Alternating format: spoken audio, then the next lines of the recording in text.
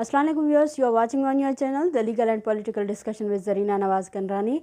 Today we are going to talk about more important subject, and this is the continuity of last one.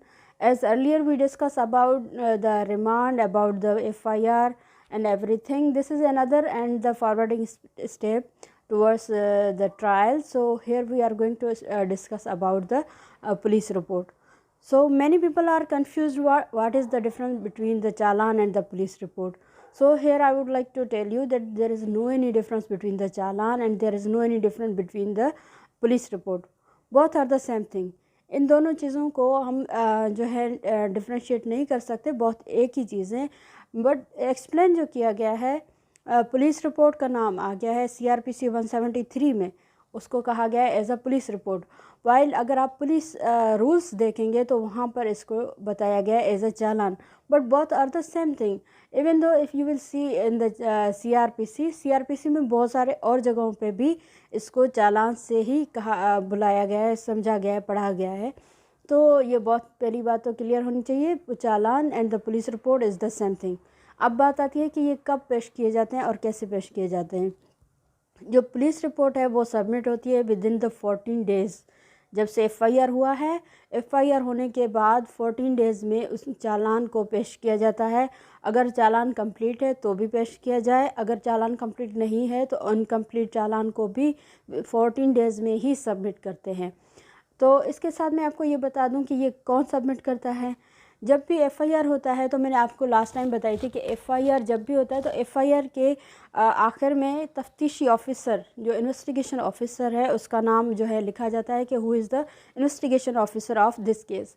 जो भी वो 156 CRPC से लेके 173 तक जितनी भी एविडेंस कलेक्ट करता है step by step, either that will be the arrest of any person, any accused, either this will be the regarding the recovery of anything about the medical report, whatever he is going to collect the evidence, and what he has collected the evidence in last 14 days, he is bound to submit within the 14 days.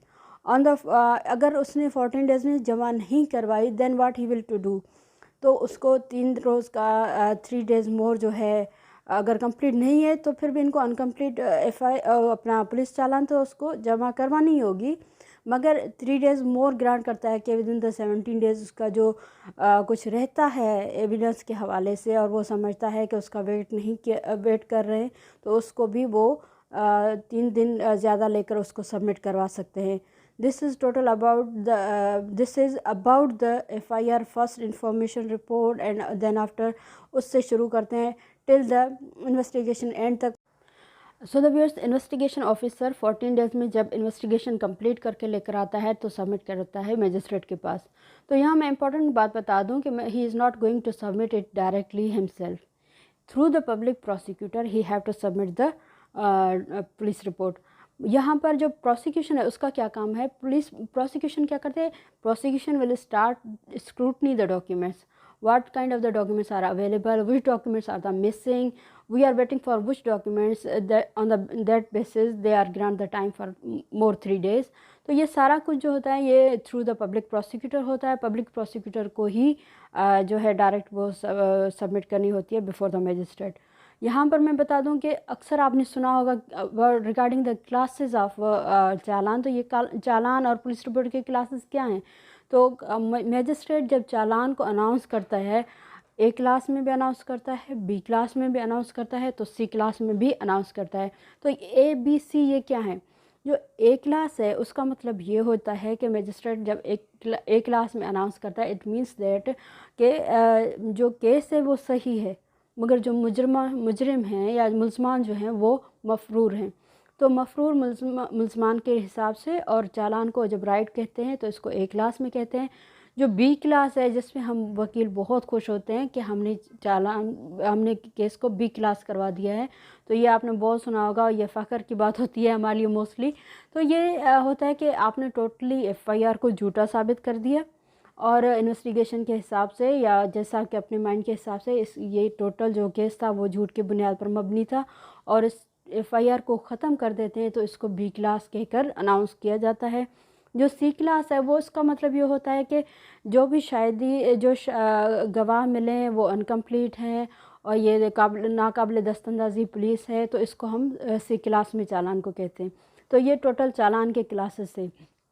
اب جب further دیکھتے ہیں کہ چالان کا جو format ہے وہ کیسا ہوتا ہے. تو چالان کا جو فارمیٹ ہے وہ بیسڈ ہوتا ہے تقریباً 7 کالم پہ. تو 7 کالم میں جو پہلا کالم ہوتا ہے وہ ٹوٹلی اباؤٹ دا کمپلیننٹ ہوتا ہے.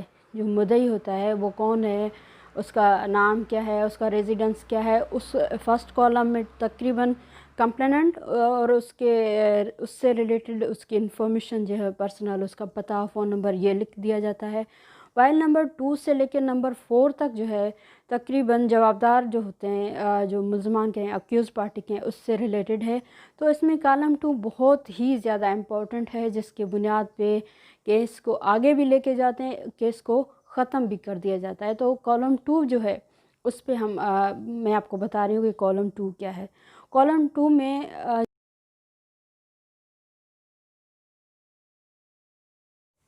سو دا ویئرس یہاں پر کالم 2 میں جو ہے وہ 2 قسم کے لوگوں کو رکھا جاتا ہے. ایک وہ جوابدار ہیں جو بے گناہ تسلیم کیے گئے ہیں اکارڈنگ ٹو دا ایویڈنس, ان کے خلاف کوئی شاہدی موصول نہیں ہوئی, تو ان کو کالم 2 میں رکھا جائے گا. اور کالم 2 میں ان کو بھی رکھا جائے گا جو اشتہاری ہیں. اب اشتہاری اور انوسنٹ دونوں کو اگر کالم 2 میں رکھیں گے تو ہم کیسے سمجھیں گے کہ ہمارے جو کلائنٹ ہیں ان کو آئیدر بے گناہ تسلیم کیا گیا ہے یا ان کو اشتہاری قرار دیا گیا ہے.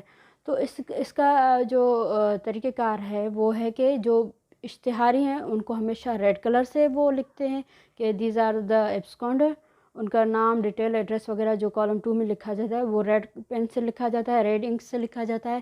اور جو انوسنٹ ہوتے ہیں ان کو بلو کلر سے مینشن کیا جاتا ہے.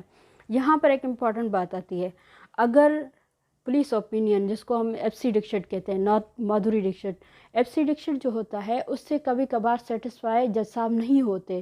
جج صاحب کو لگتا ہے کہ that the evidence is available against the person, تو یہ کس طرح سے جو مٹیریل ہے وہ موجود ہے, تو اس کو کالم 2 میں کیسے رکھا گیا. تو پھر کیا کرتے ہیں جج صاحب کہ اس کو سمنس ایشو کرتے ہیں انڈر سیکشن 204 CRPC کے تحت. جب سمنس ایشو کرتے ہیں تو جو جوابدار ہے اس کو کورٹ میں آنا پڑے گا. اور یہاں پر ایڈیشنل بات یہ بھی ہے کہ اگر جو جوابدار ہیں اس کو پری بیل لینے کی ضرورت نہیں ہے, وہ اکارڈنگ ٹو سیکشن 91 CRPC کے تحت شورٹی بانڈ کے ساتھ آ سکتا ہے, شورٹی بانڈ لے کر جمع کروا سکتا ہے. اس کے بعد یہ ٹرائل کو نارملی فیس کرے گا as other accused are facing. تو یہ ٹوٹل کالم 2 کے حساب سے تھا. کالم نمبر 3 میں ہے کہ لوگ جو گرفتار ہیں اور وہ جوڈیشل کسٹڈی میں ہیں. یہاں پر جو جوڈیشل کسٹڈی میں ہوتا ہے, جو گرفتار بندے ہیں ان کو کالم 3 میں رکھا جاتا ہے. اور کالم نمبر 4 پہ ان کو رکھا جائے گا جو مطلب کہ ملزمان ضمانت پر ہیں, جن کو ہائی کورٹ نے یا سپیریئر کورٹ نے ضمانت دی ہے, ان کو کالم 2 میں رکھا جائے گا. تو یہ ان کو کالم 4 میں رکھا جائے گا.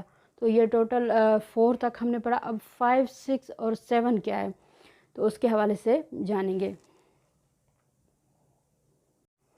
سو دا ویورس, جو کالم نمبر 5 ہے اس کو مال مقدمہ بھی کہتے ہیں. مال مقدمہ کا مطلب یہ ہوتا ہے کہ کیس سے ریلیٹڈ کوئی بھی ریکوری ہو, اگر کوئی ویپن یوز ہوا ہے تو وہ ویپن ریکورڈ کیا گیا ہو وہ لکھا جائے. کوئی خالی کھول ہوں جس کو بلٹ کہتے ہیں, بلٹ وغیرہ ہوں تو ان کو رکھ دیا جاتا ہے. اور اس کے ساتھ اگر کوئی ایسا ریلیٹڈ کوئی ایویڈنس ہے جو بلا شک اگر کوئی مرا ہے تو جو مرڈر ہوا ہے کسی ڈیسیز کا تو ڈیسیز کے حوالے سے ہو, یا ڈیسیز کے علاوہ اگر کوئی ہرٹ کسی کو کیا گیا ہے تو اس کے حوالے سے کوئی انجرڈ پرسن کے حوالے سے کوئی ہو, یا اس طرح سے بھی ہوتا ہے کہ خون آلودہ کپڑے ہوتے ہیں وہ ریکور ہوں. تو ان سارے جو چیزیں ہیں مال مقدمہ سے ریکوری ٹوٹل جو ہے وہ مال مقدمہ ہوتا ہے. مقدمہ سے مراد ہوتا ہے کہ کیس سے ریلیٹڈ جو بھی چیزیں ہوتی ہیں پھر ان کو کالم 5 میں رکھا جاتا ہے. اب کالم نمبر جو 6 آتا ہے تو کالم نمبر 6 میں کیا ہوتا ہے, وہ تمام جو گواہان ہیں جو کیس سے ریلیٹڈ ہیں, جو وٹنسز ہیں, تو وٹنسز سب کو پلیس کیا جاتا ہے کالم نمبر 6 میں. اس میں اگر کسی ڈاکٹر کو کوئی میڈیکل رپورٹ ہو تو اس کا نام بھی آ جاتا ہے. اگر تفتیشی آفیسر کے ساتھ اگر کوئی پولیس آفیسرز اور بھی ہوتے ہیں تو ان کے نام بھی آ جاتے ہیں. اور اس کے ساتھ پرسنل جو وٹنسز ہوتے ہیں وہ بھی آ جاتے ہیں, آئی وٹنسز ہوئے وہ بھی آ جاتے ہیں. یہ تمام جو وٹنسز ہوتے ہیں پھر ان کو کالم نمبر 6 میں رکھا جاتا ہے. جو لاسٹ ون ہوتا ہے column number 7. This is totally only the summarize of whole the case, since from starting from the FIR से लेकर एविडेंस कैसे कलेक्ट हुआ, कितनी मरतबा रिमांड हुई, किसको ज़मानत मिली, किसको नहीं मिली, कहाँ गए थे, क्या किया था, ऑल दीज थिंग्स जो होते हैं वो सारे जो है ना समराइज़ होते हैं. समराइज़ करके उनको पेश किया जाता है विद द इनेक्चर में बता देते हैं कि कौन कौन से डॉक्यूमेंट्स अटैच किए हैं, कौन कौन से मिले हैं, कब कब रिमांड लिया है, केस के रिलेटेड जितनी भी इंफॉर्मेशन है उन सब को फिर ये column number 6 as a summarise करके लिखते हैं, उसमें आ जाते हैं टोटल. तो यहाँ पर एक दूसरी चीज़ होती है कि अक्सर हमने देखा कि कंप्लीट और अनकम्प्लीट चालान तक तो हम जान गए हैं कि कंप्लीट चालान है या अनकम्प्लीट चालान है. तो इसके अलावा कुछ और भी अल्फाज इस्तेमाल होते हैं जो हमें नहीं मालूम होता कि इससे मुराद क्या होता है. उसको हम काइंड्स ऑफ चालान भी कह सकते हैं. तो उस काइंड्स ऑफ चालान में क्या होता है, एक तो होता है कंप्लीट चालान. कंप्लीट चालान में यह होता है कि this is the okay, arrest है, जो भी है, केस में रिकवरी फुल है, मुकम्मल तकरीबन तफ्तीश हो चुकी है, तो उसको एज आ कंप्लीट चालान कहते हैं और कंप्लीट चालान जो है वो कोर्ट में जमा कर दी जाती है. सेकंड नंबर पे जो आता है वो इंटीरियम चालान आता है. इंटीरियम चालान में क्या होता है कि वो चालान जिसमें उन्होंने सबमिट किया मगर वो वेट कर रहे हैं, जैसे कोई पोस्टमार्टम रिपोर्ट हुआ, कोई DNA. सो द व्यूअर्स, जो इंटीरियम चालान होता है वो इसका मतलब ये होता है कि अभी कुछ डॉक्यूमेंट्स आने वाले हैं, जज साहब से फॉर मोर इल्तिजा की जाती है फॉर द टाइम बिंग. जिस तरह से वो इंटीरियम चालान पहले सबमिट कर देते हैं, फिर वेट करना पड़ता है जब तक दूसरे डॉक्यूमेंट्स आ जाएं, तो फिर वो कंप्लीट चालान कहा जाता है. तो अनकम्प्लीट और जो कंप्लीट चालान है, मोस्टली फर्दर जो हम काइंड्स पढ़ रहे हैं उनमें से एक और भी आता है, जैसे कैंसिलेशन चालान. कैंसिलेशन चालान का मतलब ये होता है कि पुलिस की तरफ से इल्तिजा होती है या पुलिस जो है वो समझता है कि ये केस टोटली ख़त्म हो गया है और इसका हकीकत से कोई लिंक नहीं है, तो इसको कैंसिल किया जाए, तो वो कैंसिलेशन चालान भी जमा कर देते हैं. इसके अलावा जो दूसरा है वो है पॉजिटिव चालान. पॉजिटिव चालान से मुराद ये होता है कि भाई ये जो केस है वो सही है और जो गुनहगार हैं, जो मुल्ज़मान हैं, उनको गुनहगार करार दिया जाता है और उनके लिए अब ये होता है कि अब इसको सज़ा की इल्तिजा की जाती है, तो ये फिर पॉजिटिव में आ जाता है. तीसरा है सब्सिक्वेंट चालान. जो होता है वो क्या है, सब्सिक्वेंट चालान का मतलब ये होता है कि जज साहब समझते हैं कि इसकी जो फर्दर इंक्वायरी के लिए हुक्म देते हैं कि फ़र्दर इंक्वायरी की जाए, या ये होता है कि फ़र्दर इंक्वायरी के अलावा तफ्तीश को तब्दील किया जाए, जो इन्वेस्टिगेशन किया गया है इस इन्वेस्टिगेशन को तब्दील किया जाए, तो उसको भी सब्सिक्यूट चालान कहते हैं. इसके अलावा एक दूसरा चालान होता है जिसको सप्लीमेंट्री चालान कहते हैं. मतलब कि केस का चालान तो हो गया है मगर 5 महीने बाद, 1 साल बाद किसी इश्तिहारी को पकड़ के लेकर आते हैं, तो उसको फिर सप्लीमेंट्री चालान के हिसाब से फिर वो, या कोई और मज़ीद कोई भी तफ्तीश केस से रिलेटेड कोई नई चीज़ आ गई है, तो वो उसको टाइम टू टाइम अगर वो सबमिट करवा देते हैं तो इसको फिर सप्लीमेंट्री चालान कहते हैं. This all are about the total regarding the 173 of the challan. CRPC के तहत जो जमा होती है, इसके बाद ही मेन ट्रायल स्टार्ट हो जाती है, जो केस शुरू हो जाता है.